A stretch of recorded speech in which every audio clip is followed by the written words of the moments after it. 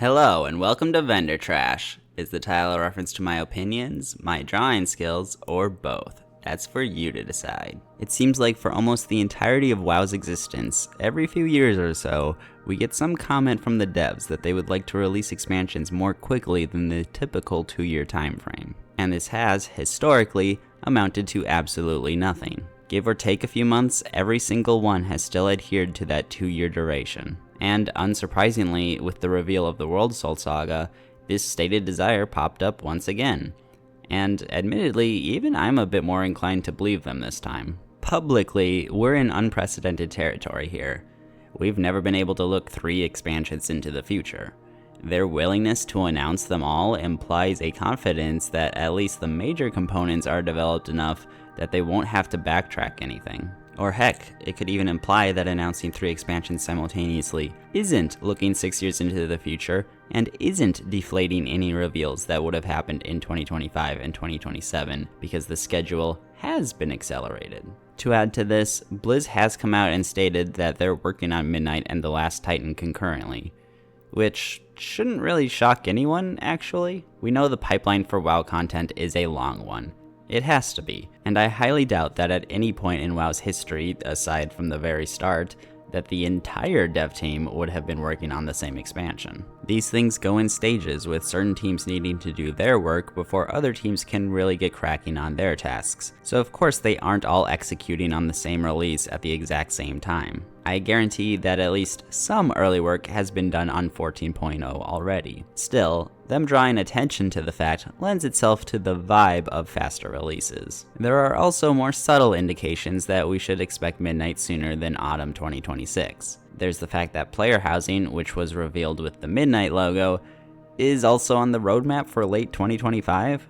Of course, we shouldn't expect Midnight in 2025 regardless, so this choice feels like it was done for 2 possible reasons. The first was simply insurance, as if it winds up not being ready this year, players would be a lot more forgiving. Perhaps a roadmap tease didn't pan out, but it's not like it was announced as a War Within feature anyway. And the other possibility is that it's simply being treated akin to an early access feature, like Allied Races before BFA, and Allied Race Death Knights before Shadowlands. Whether or not it's actually locked behind a pre-order, even temporarily, is not the main concern here so much as it being treated as a key feature of Midnight over the War Within. And then there's also the little bit of information we have on the War Within Season 3. There was an official poll to vote for our favorite War Within dungeon, with an unknown number of the top slots destined to be included in the Season 3 pool. This feels slightly reminiscent of Dragonflight Season 4, which was simply all of the Dragonflight launch dungeons put together. So why are we getting this analogous roster a whole season early? Well, either we're only getting 3 seasons of The War Within,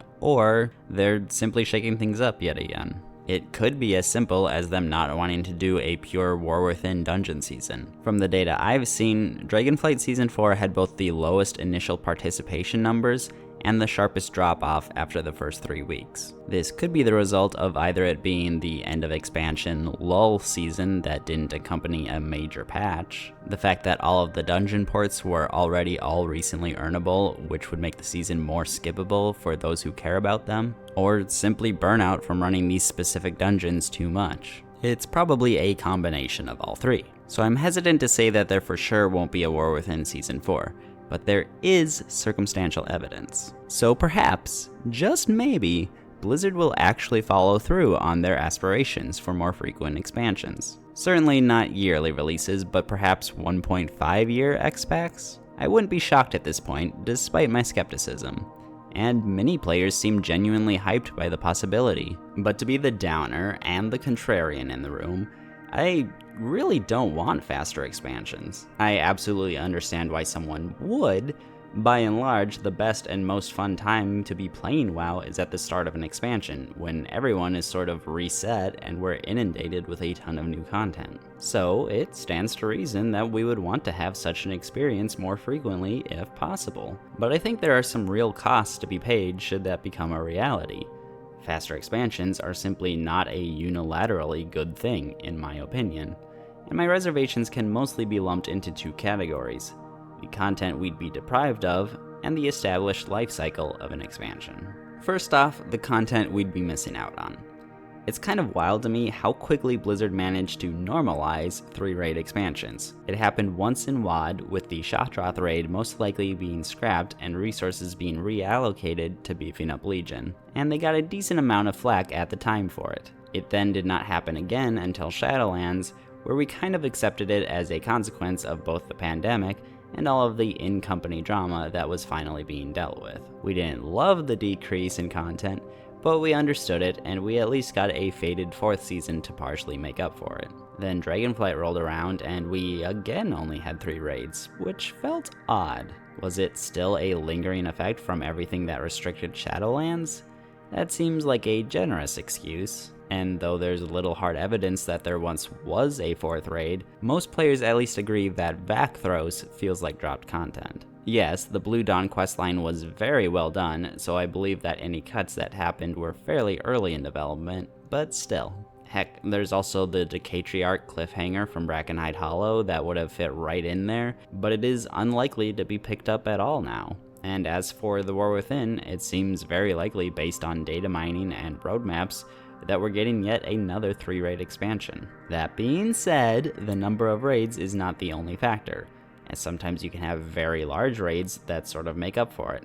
But again, it doesn't look great. Starting with Cataclysm, because Naxxramas complicates matters and early raid encounters were simpler, here are the numbers. 31 raid bosses in Cataclysm, 43 in MoP, 30 in WoD, 40 in Legion, 39 in BFA, 31 in Shadowlands, and 26 in Dragonflight. So what we can call fully explored expansions tend to have between 39 and 43 raid encounters, and X-Packs that we generally accept as having pruned content have between 26 and 31. Remember, Cata for sure had the Abyssal Maw raid cut, and WoD had Shotroth. But raid content isn't everything.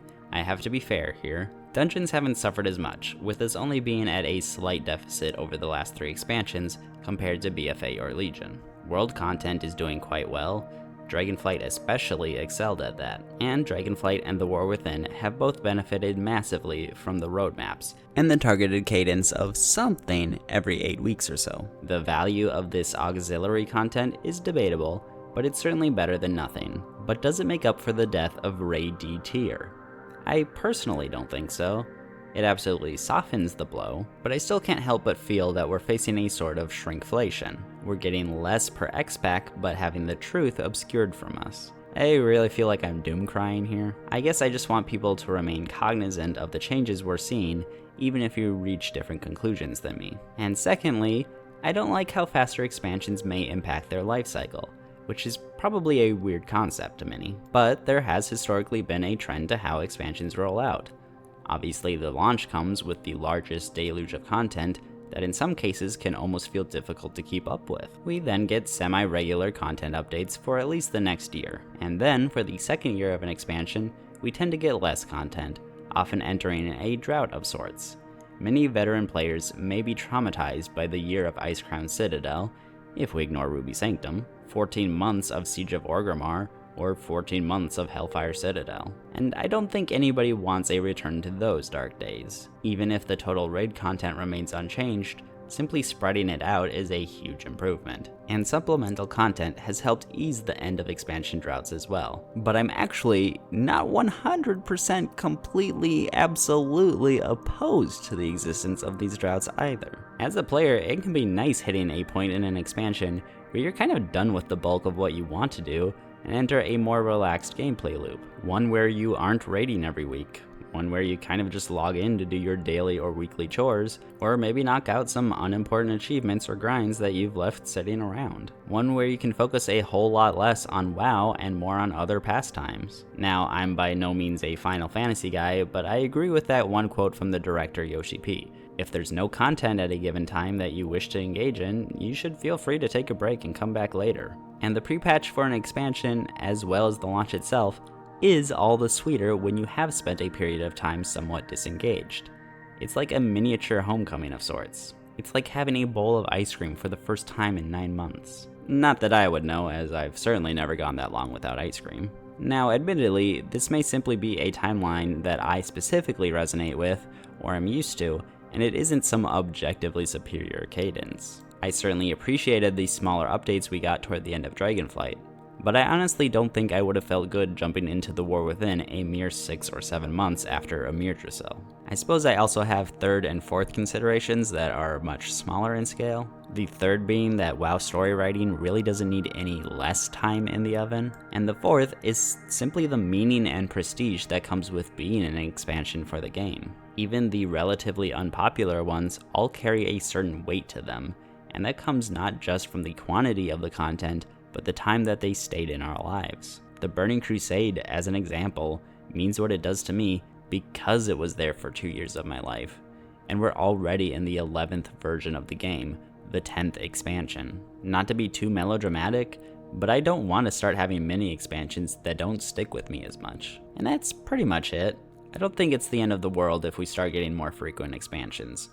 I'm not going to throw a hissy fit if we don't get a War Within Season 4. I would simply prefer it if that's not the way things wind up, and wanted to explain why. Although, Blizzard does have plenty of options for what they could do with a Season 4, even if we're not getting actual new War Within content. We already know that we're getting Legion Remix, and most likely player housing to help tide us over. And I've always liked the idea of adding Demonfall Canyon to retail, and now we even have Karazhan Crypts as well. They'd require changes of course, but that'd be an exciting pool of M+ dungeons, particularly for those of us who haven't played Season of Discovery. In that vein, we could also get the Scarlet Enclave raid to mess around with. It wouldn't need to be as tightly tuned as your typical raid, as it'd be a bonus similar to Fated or Awakened raids. And those are just some suggestions. For this week's drawing, I decided to go with Sindragosa, simply because Vakthros came up earlier in the video. I did wind up depicting what would probably be the entrance to any Vakthros raid, which I feel may have been a mistake on my end, because it does kind of fail to capture the scope of the whole location. That being said, I still wound up satisfied with what I did draw, and I really enjoyed interacting with the simulacrum of Sindragosa that was left behind. She was certainly one of my favorite parts of the Azure Span questing and the Azure Vaults dungeon. She had a nice, silky voice and added a very comforting presence to the entire Blue Dragonflight questline. She was the matriarch of the Dragonflight and Malygos's prime consort, the two of them apparently having a very deep and celebrated relationship. So having this echo of her around to help guide us just felt really nice. And I guess technically I'm depicting the original Sindragosa here, just because I didn't want to put a pink arcane filter over her, and I am generally a fan of her design. It manages to simultaneously feel simple and elegant. That ought to do it from me though, so thank you for watching, and I will catch you next week. Bye-bye!